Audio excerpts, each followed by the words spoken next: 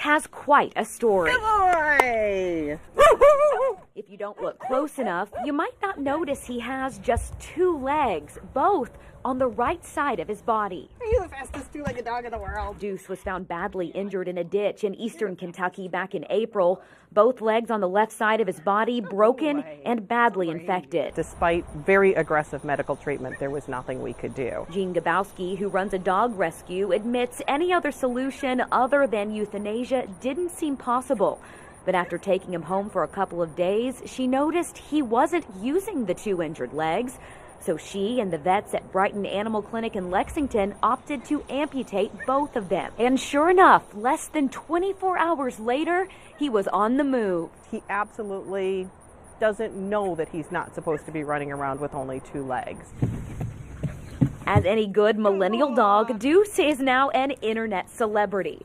And for good reason. I've had more people message me on Facebook and Instagram that he's been such an inspiration, that he just proves that nothing is impossible. And because of that, Jean is hopeful Deuce will ultimately go to someone who works with wounded warriors or someone facing amputation themselves, believing his story is simply too big for just her to tell. I just think that there's somebody out there that needs him more than I do. Covering this Making a Difference in Lexington, Claire Crouch, LEX 18 News. And welcome back to LEX 18 at the Citrus Bowl. You know, we've been talking about all the memorable moments from this season, from Benny and Josh Allen to beating Florida, the crazy end to that Missouri game. So many wonderful, memorable moments. But sadly, this season was also met with tragedy in the form of the death of one of the team's youngest fans, little Marco Shimwell.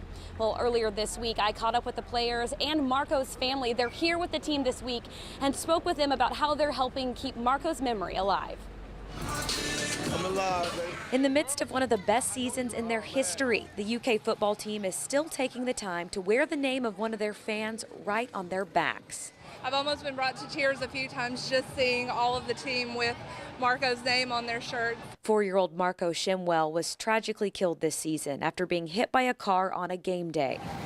The team embraced Marco's family and took his loss personally. It's been very heartwarming, very humbling, and we couldn't be more grateful for all the support and love they've shown us. The gestures, love, and support aren't lost on Marco's family.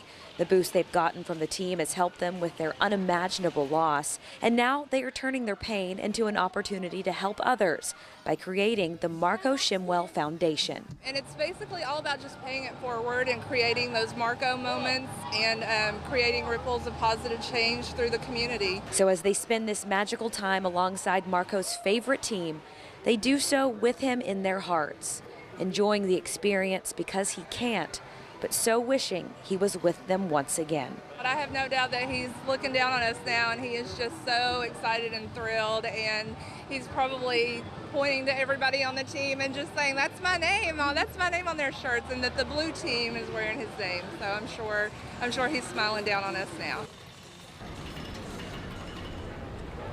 Such a wonderful moment there at that theme park with the team in the midst of all this bowl madness. Great time for that family. So happy to know they're here along with the team. They appreciate it so much, and the team gets just as much out of it as they do.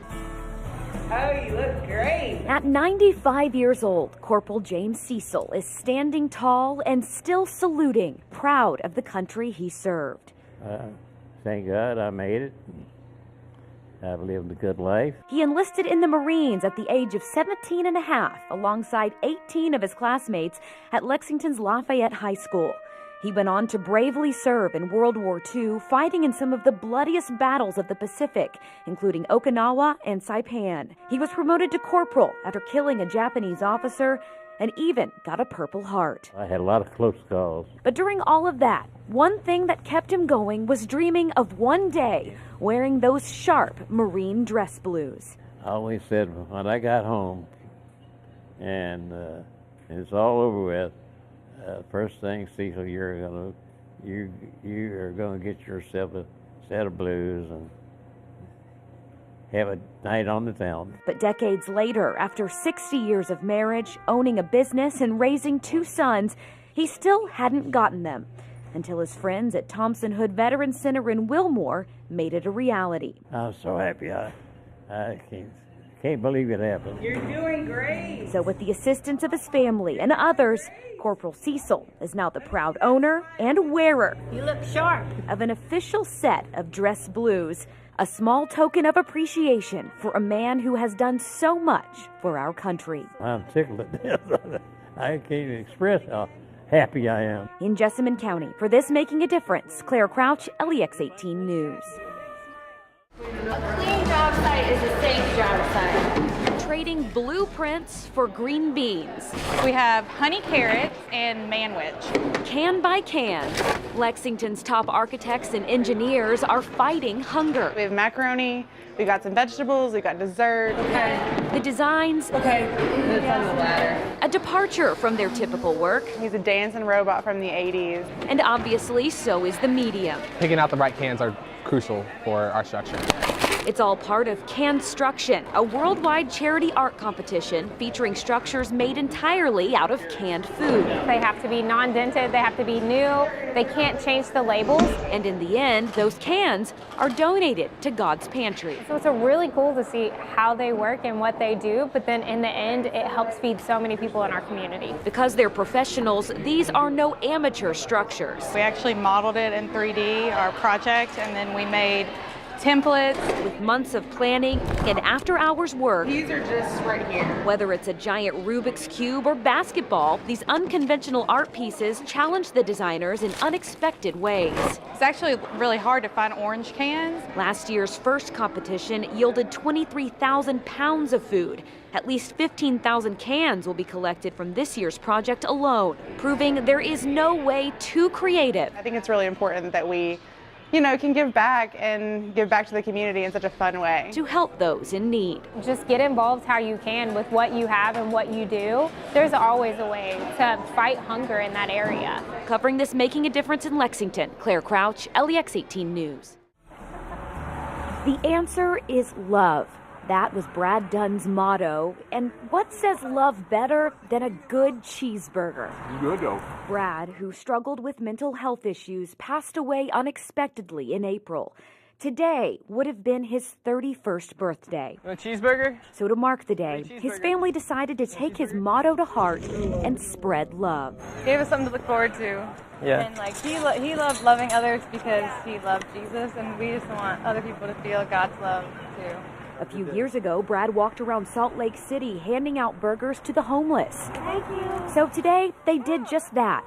31 burgers in honor of his 31st birthday. I feel like I'm kind of just carrying on his mission and his goal to feed anyone that's hungry, really. And after a call to action on Facebook, people from all over joined in.